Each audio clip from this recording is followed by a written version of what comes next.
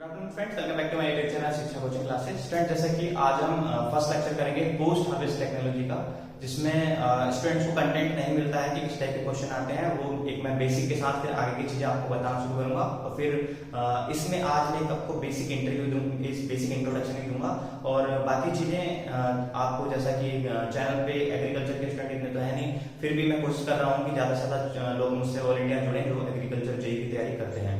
तो देखिए, मैं पोस्ट हार्वेस्ट टेक्नोलॉजी के बारे में बात कर रहा हूँ। पोस्ट हार्वेस्ट टेक्नोलॉजी जनरली क्या होती है, जब कोई भी हम फसल लगाते हैं, फसल को काटने के बाद, मतलब कि फसल लग जाती है, उसे काटने के बाद जो भी जनरली स्टोर करते हैं या काटने के लिए जो प्रोसेस इस्तेमाल करते हैं, यानी कि कटने के बाद जो जितने भी चीजें होती हैं, हम वो सारी चीजें पोस्ट हार्वेस्ट टेक्नोलॉजी के अंतर्गत आती हैं। जनरली मैंने गेहूं लगाया, गेहूं को, या फिर मैंने चावल लगाया, पैडी लगाई, उसके बाद जब उसे मैं काट लेता हूं, तो उसके बाद उसमें से जो धान अलग कर रहा हूं, या फिर मैं जो धान को निकाल रहा हूं, तो वो सारा जो कॉन्सेप्ट है वो आपका पोस्ट हार्वेस्ट टेक्नोलॉजी के अंतर्गत आएगा।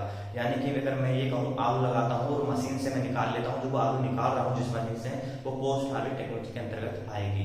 तो फार्म मशीनरी का हिस्सा, लेकिन वो पोस्ट हार्वेस्ट टेक्नोलॉजी के अंतर्गत आएगी। तो जैसे कि पैडी थ्रेशर हो गया, या ऑल पैड थ्रेशर हो गया, कंबाइनर हो गया, ये सारी चीजें आपकी पोस्ट हार्वेस्ट टेक्नोलॉजी के अंतर्गत आती हैं। ठीक है दोस्तों, तो पहले पोस्ट हार्वेस्ट टेक्नोलॉजी रिलेटेड क्या है, जिसमें पीओपी आती है, प्रिंसिपल पेरिसेबल्स भी आते हैं कि वाटर कंटेंट क्या होना चाहिए, या फिर मिल्क से रिलेटेड पास्चराइजेशन, स्टेरलाइजेशन क्या होना चाहिए, ये सारी चीजें आपकी आती हैं पोस्ट हार्वेस्ट टेक्नोलॉजी के अंतर्गत। ठीक है, तो वो सारी चीजें हम देखेंगे। फिलहाल पोस्ट हार्वेस्ट टेक्नोलॉजी का हम थोड़ा इतिहास जान लेते हैं कि 1857 में सबसे पहली बार अपने बर्ड के अंदर, बर्ड में लिख रहा हूं, 1857 में क्या हुआ, फल और सब्जी का संरक्षण स्टार्ट हुआ। 1857 में फल और सब्जी का आपका संरक्षण स्टार्ट हुआ। उसके बाद जो डिब्बाबंदी आई, जनरली डिब्बाबंदी से मतलब है कि डब्बों के अंदर पैकिंग करके, यानी प्रॉपर सील पैक, यानी एयर टाइट जो कंटेनर वगैरह आए, उसमें ये आए आपके 1927 में। पूछ रहा है कि वर्ल्ड के अंदर डब्बाबंदी कब आई, तो आई 1927 के अंतर्गत। ठीक है, इंडिया में कब आई, इंडिया में आई 1935 में।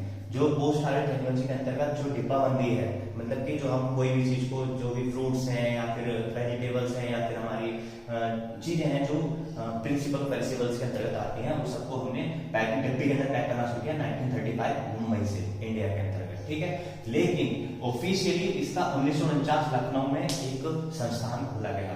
1949 लखनऊ में इसका संस्थान खोला गया।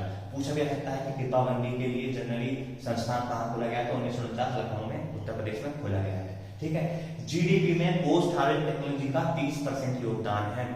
जीडीपी में 30% योगदान है आपका पोस्ट हार्वेस्ट टेक्नोलॉजी का। ठीक है दोस्तों, अगला क्वेश्चन, कंजर्व। अब इसके अंतर्गत कितना इंडिया कितना कंजर्व करता है। अब जो फल और सब्जी का कंजर्वेशन है, इंडिया कितने परसेंट करता है, तो ये देखिए 2 से 3% ही करता है कंजर्व। ठीक है दोस्तों, अगला है CFTRI क्या है, या इसकी फुल फॉर्म, तो केंद्रीय खाद्य तकनीकी अनुसंधान। इसका मुख्यालय कहाँ है, मैसूर में। मैसूर कहाँ है, कर्नाटक में, और ये 1950 में एस्टेब्लिश हुआ था।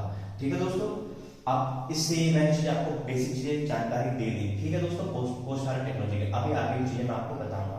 अब आता है कोल्ड स्टोरेज में जितनी भी फल और सब्जियां रखी जाती हैं, कोल्ड स्टोरेज में जितनी भी फल और सब्जियां रखी जाती हैं, उनका टेम्परेचर कितना होना चाहिए, 15 डिग्री सेल्सियस होना चाहिए।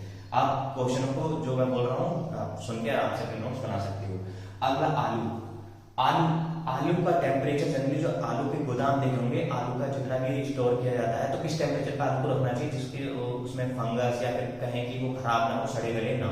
तो देखिए, आलू का टेम्परेचर 7.2 डिग्री सेल्सियस पर अगर स्टोर करते हैं तो वो सेफ रहता है। ठीक है, ड्राइंग, अब ये लिखा है मैंने ड्राइंग परसेंटेज लेस देन 7%। ये क्या है, ये जनरली फ्रूट्स और वेजिटेबल्स के लिए है। ये फ्रूट्स और वेजिटेबल्स के लिए है।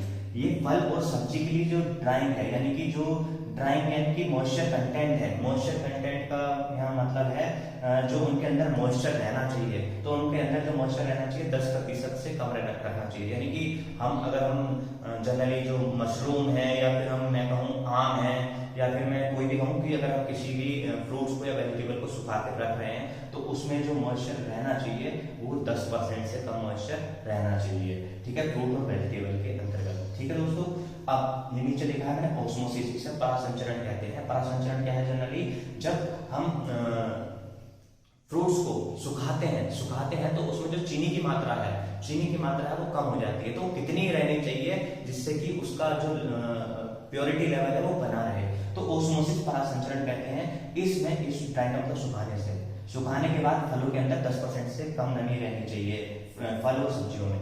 ऐसे ही ओस्मोसिस परासंचरण क्या है? ये जब हम किसी भी फल को सुखाते हैं तो उसके अंदर जनरली शुगर होता है, तो उसकी मात्रा कितनी रहनी चाहिए? तो फलों के अंदर 65 से 70% शुगर होना चाहिए, तब उसको ओस्मोसिस करके हम उसको स्टोर कर लेते हैं। तो ये इंपॉर्टेंट है परासंचरण, 65 से 70% शुगर होनी चाहिए पर यानी कि आपका जब हम फलों को सुखा के रखते हैं तो। ठीक है दोस्तों, अब ये क्या है? स्टेरिलाइजेशन क्या है? पास्चराइजेशन क्या है? तो देखिए पास्चराइजेशन की जनरली पता होगा। पास्चराइजेशन क्या करते हैं हम? जनरली दूध को 70 डिग्री सेल्सियस पे बॉईल कर लेते हैं। स्टेरिलाइजेशन में मोर देन 100 डिग्री सेल्सियस पे बॉईल करते हैं। तो इसका कितना टाइम होता है ये आपको पता होने चाहिए। जनरली 70 जब पास्चराइजेशन करते हैं तो 70 डिग्री सेल्सियस पर, तो ये मेरे ख्याल से 15 से 25 सेकेंड का टाइम लेता है। तो इतना सेकंड में ये पास्चराइजेशन होता है। इसकी खोज किसने की है? तो लुईस पास्चर ने की है। ये चीजें आपको पता होनी चाहिए।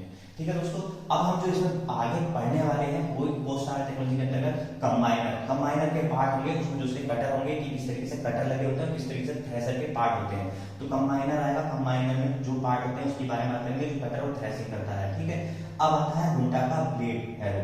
ये जनरली जो जितने भी ग्राउंड नट में जैसे मूंगफली हो गई या फिर जो भी ग्राउंड नट्स होते हैं उनको निकालने के लिए जिसका यूज करते हैं भुट्टा का ब्लेड हैरो का यूज करते हैं।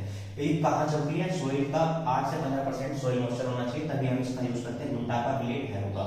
ठीक है दोस्तों, अगला है ऑल पैड थ्रेशर या आगे है पैडी थ्रेशर। इनको हम थोड़ा डीपली पढ़ेंगे क्योंकि इनके कंपोनेंट हैं, ये काफी ब्रीफ है क्योंकि इनसे क्वेश्चन बनेंगे दोस्तों। ठीक है, ये मैंने बेसिक बता दिया। अब ऐसे क्वेश्चन आपको मिलते रहेंगे तो मैं आपके साथ और शेयर करता रहूंगा। तो अगर आपको ये मेरी इन्फॉर्मेशन अच्छी लगी और वीडियो अच्छी लगी तो लाइक करें और चैनल को सब्सक्राइब करें। और हर संडे को मैं कोई एक वीडियो लाया करूंगा, तो उसमें देखते हैं जिसकी वीडियो पाएगी मैं उसको लाऊंगा। तो वीडियो में इतना ही। Thank you so much. जय हिंद, जय भारत।